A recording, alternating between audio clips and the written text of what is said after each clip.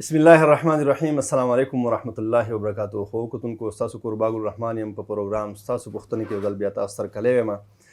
قرآن مجید کې الله تعالی فرمایي چې هغه کسان چې پوهیږي علم لري او هغه چې ناپوهه دا دواړه برابر نه دي. هغه خلک چې موبایل راواخلي، پوښتنې کوي، د علماو سره کینی پاسي، د هغو په زندګۍ کې او د هغو خلکو په زندګۍ کې چې د علماو د پوهې خلکو سره نه کینی، د ځمکې او د اسمان فرق وي. نو کوشش کوئ چې د دینی محفلونو کې کینئ، دغسې تپوسونه کوئ. ستاسو وایس میسجونه راغلي انشاءالله شیخ صاحب راسره ناست دی سټوډیو کې، نو د هغې جوابونه د قرآن او د حدیثو په رڼا کې درکوي. تاسو هم د شیخ صاحب سره ملاقات کوو. شیخ صاحب ستړی مه شئ، په خیر ډېره مننه شیخ صاحب. الله دې ستاسو ژوند کې برکت واچوي. په دې باندې زه یم که لږه خبر وشي، شیخ صاحب د میسجونو نه مخکې خو کتونکو موږ ته رالیږلي دي چې علم والا سړی او په بې علمه کې څه فرق وي؟ الحمدلله والصلاة والسلام على رسول الله محمد وعلى آله وصحبه ومن والاه اما بعد. الله رب العزت مونږ ته دا امر کوي چې فاسألوا اهل الذکر ان کنتم لا تعلمون. تاسو چې کله څه مشکل تاسو ته جوړ شي او په مسله باندې تاسو نه پوهیږئ، نو الله فرمایي چې فاسألوا اهل الذکر ان کنتم لا تعلمون. تاسو رجوع کوئ چاته؟ اهل علم ته چې رجوع کوئ، هغه خلکو ته چې چا سره علم وي. او همدغه رنګې رب العالمین مونږ ته د دې امر کوي چې هر خبره تاسو چې واورئ نو هغه فوراً مه خوروئ تر څو پورې چې اهل علمو په هغې کې فیصله نه وي کړې. نو الله رب العزت فرمایي چې که چېرته مثلا داسې یو مسله پیدا شي چې په هغې کې د امن خبره وي یا د خوف خبره وي، نو تاسو چاته رد کوئ؟ اهل علمو ته رد کوئ، ځکه چې لعلمه الذین یستنبطونه منهم. هغوی چې دی په دې باندې پوهیږي چې هغوی په دې وخت کې څنګه یو حکم چې دی صادر کړي. نو علم چې دی دا ضروري دی. علم چې دی دا انسان د ډیرو هلاکتونو نه بچ کوي. چې کله چا سره علم نه وي او بغیر د علم نه فتوا ورکوي، لکه هغه یو واقعه ده د نبی کریم صلی الله علیه وسلم صحابه په یو ځای کې هغوی شپه وه او ډیره زیاته یخني وه او یو صحابي چې دی هغه زخمي شوی و، په سر باندې زخمي شوی و. نو هغه پوښتنه وکړه د نورو نه چې آیا زه تیمم کولی شم که نه شم کولی؟ نو بعض ورته دا فتوا ورکړه چې نه، تا دپاره تیمم نشته دی، اوبه شته دی، اوبه موجود دي، نو ته څنګه تیمم وایې؟ یعنې غسل پې واجب شوی، غسل وکړه. نو هغه صحابي چې دی هغه غسل وکړو، هغه چې دی بیا وفات شو. نو نبي کریم صلی الله علیه وسلم وفرمایل چې قتلوه قاتلهم الله. دوی چې دی دا سړی قتل کړو. د قتل نسبت یې چاته وکړو؟ هغه خلکو ته چې څوک بغیر د علم نه فتوا ورکوي. دا سړی چې تاسو قتل کړو، نبی صلی الله علیه وسلم فرمایي قاتلهم الله. بیا اخري کې به دعا ورته کوي نبی کریم صلی الله علیه وسلم، الله دې دې هلاک کړي. نو مقصد دا دی چې دا ډېر زیات یعنی اهل علم ته رجوع کول، د هغې عزت کول، د هغې احترام کول، دا چې دی ضروري دی. عبدالله ابن عباس رضی الله عنه دی چې دی د زید رضی الله عنه چې دی ډېر زیات احترام به یې کوو. حالا کې عبدالله ابن عباس رضی الله عنه دا هم چې دی عالم و او نبی صلی الله علیه وسلم دې ته دعا کړې وه. دا یې ویلي چې دا حبر هذه الامه، د دې امت چې دی یو یعنی عالم دی، لوی عالم دی، حبر یعنی. خو لیکن سره د دې نه هغه چې دی د زید رضی الله عنه هغه چې دی په اوښ باندې کښېنوي، د هغې هغه واګې چې دی په خپل لاس کې ونیسي او نو دومره عزت ورکوي هغې ته د علم د وجې نه، علم د وجې نه. نو زید رضی الله عنه چې دی هغه عبدالله ابن عباس ته وایي چې دا څه کې دومره تکلف مه کوه. هغه ورته وایي، عبدالله ابن عباس ورته وایي چې نه، هکذا امرنا ان نعمل بعلمائنا. همدقه شانتې مونږ ته امر شوی دی چې د خپل علماو داسې مونږ چې دی اکرام وکړو، عزت وکړو. نو مقصد دا دی چې حتی صحابه به چې دی د علماو ډېر عزت به یې کوو، احترام به یې کوو، او بلکې د هغې دروازو ته به ولاړو، دروازې به یې ورته نه ټکولې، دروازې ته به یې ولاړو چې هغه راوځي، هغې ته چې دی څه تکلیف ونه رسي، چې په خپله راوځي نو بیا چې دی ورسره میلاو شي او د مسلې پوښتنه ترې. جی مننه شیخ صاحب. هغه خلک چې نن سبا په علماو پورې ټیک ټاک سازوي او مسخرې پورې کوي او خپلې چینلې په دې مخکې کوي، نو هغه په خپل ګریوانونو کې سوچ وکړي چې زموږ اسلافو د علماو څومره قدر عزت کړلی. شیخ صاحب وفادار صاحب میسج کړلی، دا لږ رانږدې کړم ځان ته. دی وایي چې السلام علیکم ورحمت الله وبرکاتو. شیخ صاحب زه د ماښام نه پس په ناسته 2 رکعته لمونځ کوم، آیا په ولاړه زیات ثواب لري که په ناسته؟ بیمار نه یم خو داسې مې اورېدلي دي چې په ناسته پکې ثواب ډېر زیات دی. اوس مې تاسو د قرآن او حدیثو په رڼا کې رهنمایي وکړئ. شیخ صاحب اکثر داسې کېږي نفل مونځ چې دی هغه په ناسته سړی کولی شي جی خو لیکن په هغې کې چې دی نیم اجر دی نیم حدیث اجر کې راځي چې د هغې کې نیم اجر دی جی فرض مونځ دا په ناسته نشي کېدی بغیر د عذر نه که چېرته عذر و مریض دی سړی یا مثلا ودرېدی نه شي یا بل تکلیف دی ورته صحیح ده د عذر د وجې نه هغه په ناسته کولی شي بغیر د عذر نه هغه په ناسته نشي کولی اما نفل هغه چې دی کولی شي صحیح ده نبی کریم صلی الله علیه وسلم حتی چې په بخاري کې حدیث دی نبی کریم صلی الله علیه وسلم به چې دی هغه عایشه رضی الله عنها فرمایي چې اوږد اوږد مونځونه به یې کول جی او بعضې وخت کې نبی صلی الله علیه وسلم به چې دی په ناسته مونځ کوو اوږده تلاوتونه به یې کول او کله به چې داسې 20 آیته پاتې شو یا 40 آیته بیا به نبی کریم صلی الله علیه وسلم پاڅېدو جی جی او بیا به چې دی په ولاړه هغه آیتونه ولسته بیا به رکوع ته لاړو نو نبی صلی الله علیه وسلم چې هم هغه نفلي مونځونه په ناسته کړي دي جی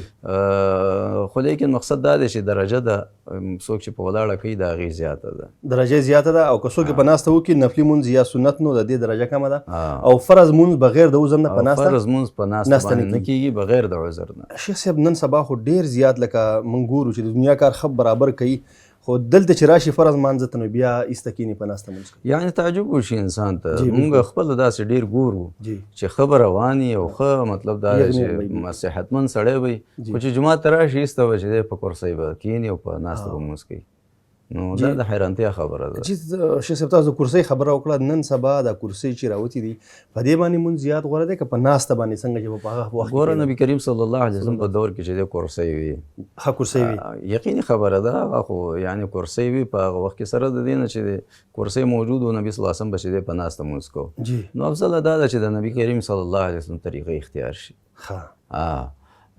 خو لیکن که چېرته مثلا یو انسان ته په ناسته باندې په کرسۍ کې لږ اسانه وي نو ناجایز ورته نشو ویلی خو لیکن نبی کریم صلی الله علیه وسلم خپله طریقه دا وه چې هغه په ناسته په ځمکه به کېناستو غوره خبره دا ده شیخ صاحب اکثر داسې کرسۍ راوتي دي چې په هغې کې بالکل د سجدې ځای هغه دې دپاره یې کړی چې یاره ته پرې قرآن مجید ویلی شي خو ما یو کس داسې ولیدی چې هغې پرې سجده کوله نو ما منع کوم میل دا منع راغله خو هغه خبره ونه منله داسې کرسۍ ډېرې زیاتې دي او سجده هم په هغې باندې سجده هم کوي یعنې ته چې دې ته ضرورت شته دی نه جی یو شي ته چې ضرورت نه وي نو هغه مونږ باید په شریعت کې یا په خپل عباداتو کې داخل نه کړو جی نبی کریم صلی الله علیه وسلم چې دی په ناسته یعنې د هغې نه ثابت دي اجازه مونږ ته راکړې د ناستې د مانځه جی او خپله نبی صلی الله علیه وسلم چې دی په ناسته مونځ کړی دی خصوصا په آخري عمر کې جی جی نو د ضرورت د وجې نه نو مقصد دا دی چې دغسې کرسۍ هغوی هم ځان ته جوړولی شو جی نو دغه شانتې په هوا کې سجده لګول او په هغې باندې سجده کول دې ته ضرورت نشته دی په ناسته باید مونځ وکړي سړی که چېرته په ناسته نه کوي په کرسۍ کې ناستو نو بس څنګه به چې نبي کریم صلی الله علیه وسلم په اشاره باندې مونځ کوو نو دغه شانتې په اشارو دې وکړي ضروري نه ده چې هغه مخکې ځان ته دغه ایښي یو تختۍ ایښي او په هغه تخته باندې سجده لګوي اشاره شیخ صاحب اشاره هم لږه تاسو وکړئ د ښو کتونکو ته چې اشاره د رکوع څومره پکار ده بیا د سجدې څومره اشاره پکار ده دې کې یعنې خاص تحدید نه دی راغلی یعنې بعضې حتی چې په اشاره کې هم بعضې خلک زیات کته کېدی شي بعضې چې دی بیا کمزوري هغه نه شي کته کېدی تحدید دې کې نه دی راغلی خو لیکن مقصد دومره دی چې یعنې کله سړی رکوع کوي نو سړی چې دی باید لږ ټیټ شي او کله سجده کوي د هغې نه لږ زیات چې دی کوشش وکړي چې هغه لږ زیات ښکته شي یعنې مقصد دا دی چې د دې او د هغې په منځ کې لږ تفاوت راولي فرق پکې راشي ډېره مننه شیخ صاحب وقفې طرف ته لږ ورځو انشاءالله بیا خبرې ترې کوو خو کتونکو اوس هم لنډه وقفه لرو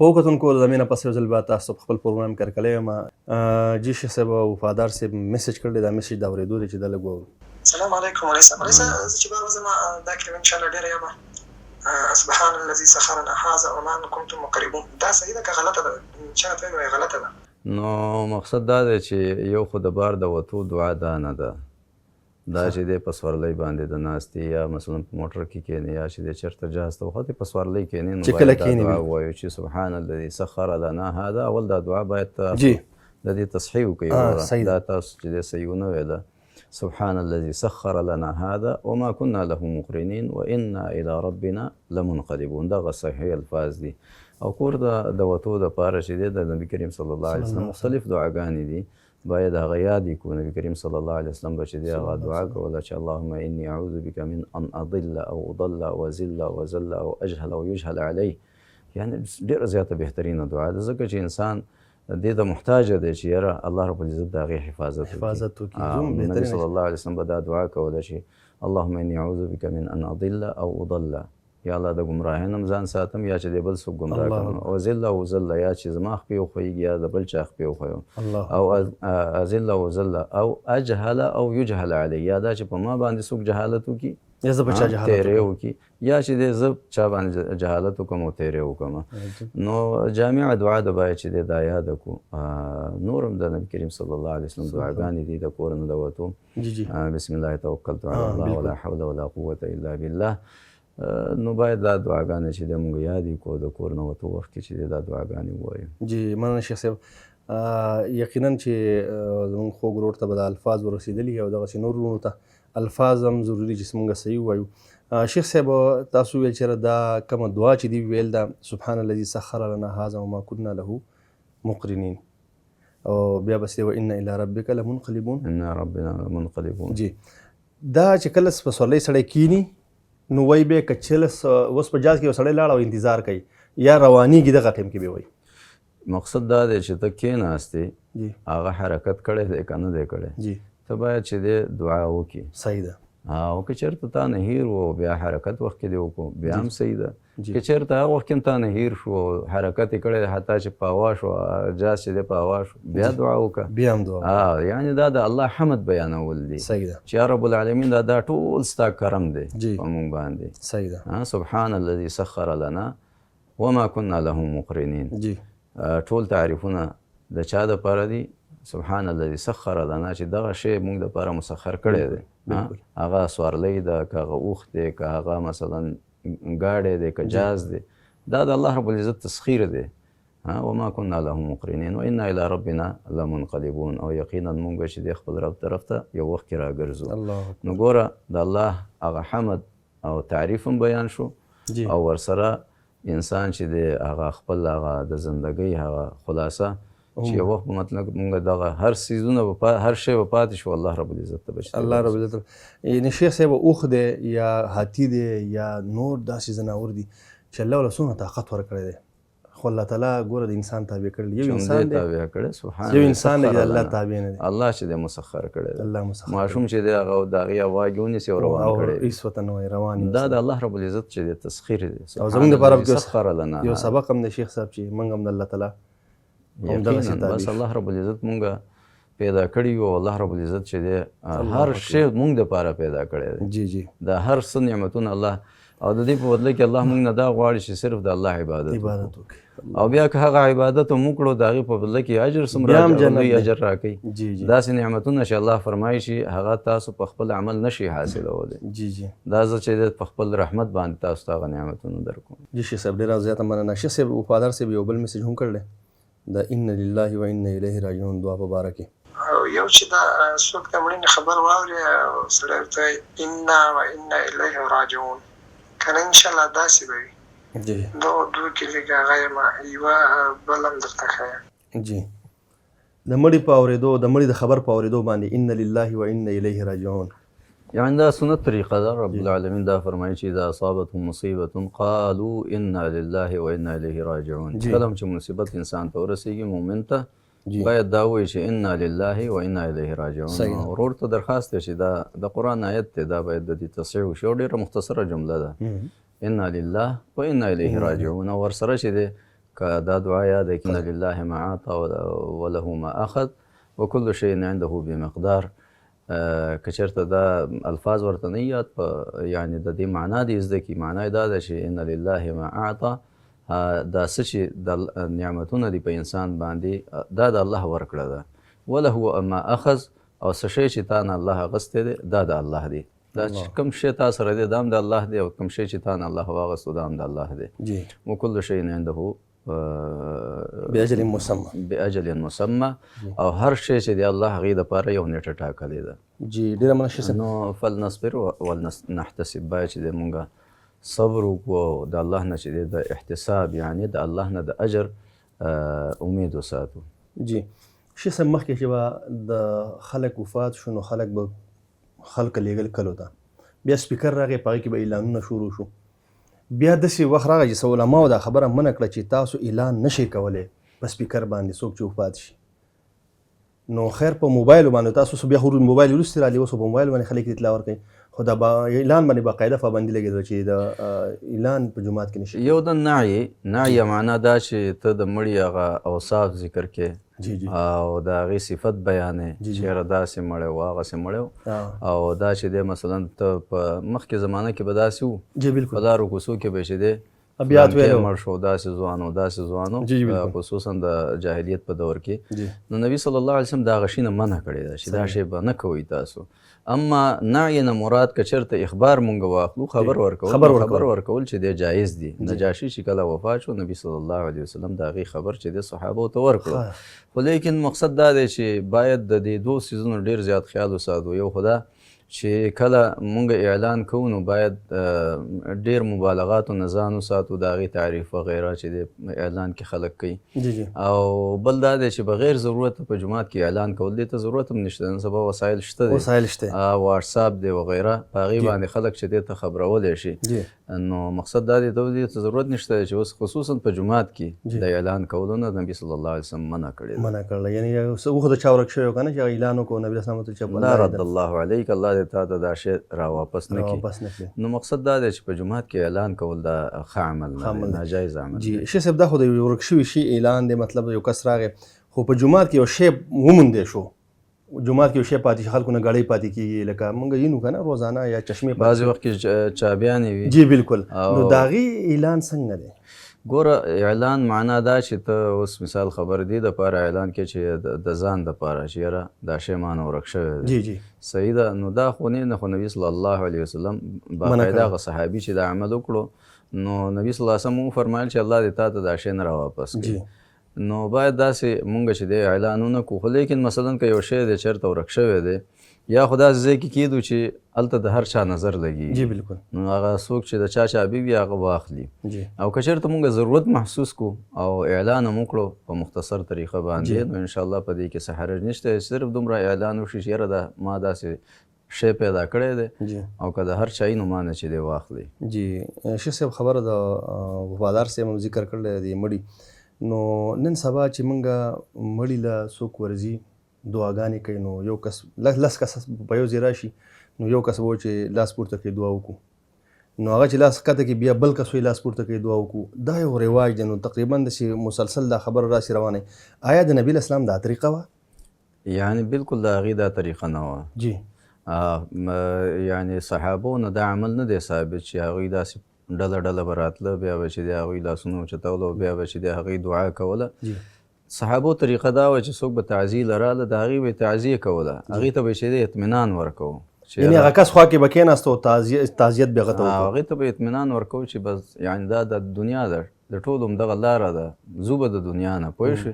هغې ته لږ غوندې کې تسلي هغې ته میلو شو، ورسره به چې دی هغې دعا کوله. نو دغه طریقه ده د تعزیې. ته لاړ شه هغې سره کښېنه، هغې ته لږ اطمینان ورکړه، ورسره چې دی دعا وکړه. اما یو مروجه عمل ته صرف حاضري لګې او هلته ورځې او بیا هسې لاس اوچتې او ښکته کې او یو کس یې کېنولی هغه وایي چې لاس اوچت کوي، بیا وایي چې بس بیا لاس ښکته کړي، بیا لاس اوچت کړي. هېڅ خبر نه وي چې یاره څه دعا وشوه څه ونه شوه. د هېڅ یو کس چې دی توجه نه وي په هغې. دا دعا نه ده، دا چې دی یو مروجه عمل دی او دا چې دی بدعت دی. یعنی داسې یو عمل دی چې په دین کې مونږ ځان نه پیدا کړی دی. جی ډېره مننه شیخ صاحب، الله دې ستاسو ژوند کې برکت واچوي او تاسو ډېر ښې مسلې بیان کړې. خو نورې سوالونه شته زموږ ملګرو رالیږلي دي، انشاءالله بل پروګرام کې به دا پوښتنې انشاءالله جواب کړو. او اوس زموږ د پروګرام وخت سرته رسېدلی. بارک الله فیک. خو کتونکو دا و شیخ صاحب چې موږ ته مسایل بیان کړو. یقینا انسان دا وایي چې زه خو په دین باندې پوهه یم او زه مسلمان یم، د مسلمان په کور کې پیدا شوی یم، خو دا دین بس د کول غواړي. داسې نه کېږي چې یو سړی د مسلمان په کور کې پیدا شو دی ټولو مسلو نه خبر دی. دې دپاره به ځان نه جدوجهد کوئ، کوشش به کوئ د دین نه به ځان خبروئ، نو هله انسان چې کومه دی نو د جهنم نه بچ کېدی شي او جنت ته تللی شي. نو دا بغیر د کوشش نه کېږي، څنګه چې دنیا بغیر د کوشش نه کېږي. نو تاسو کوشش کوئ، پوښتنې کوئ، انشاءالله موږ به تاسو جوابونه د هغې جوابونه به درکوو د قرآن او د حدیثو په رڼا کې. د الله په امان.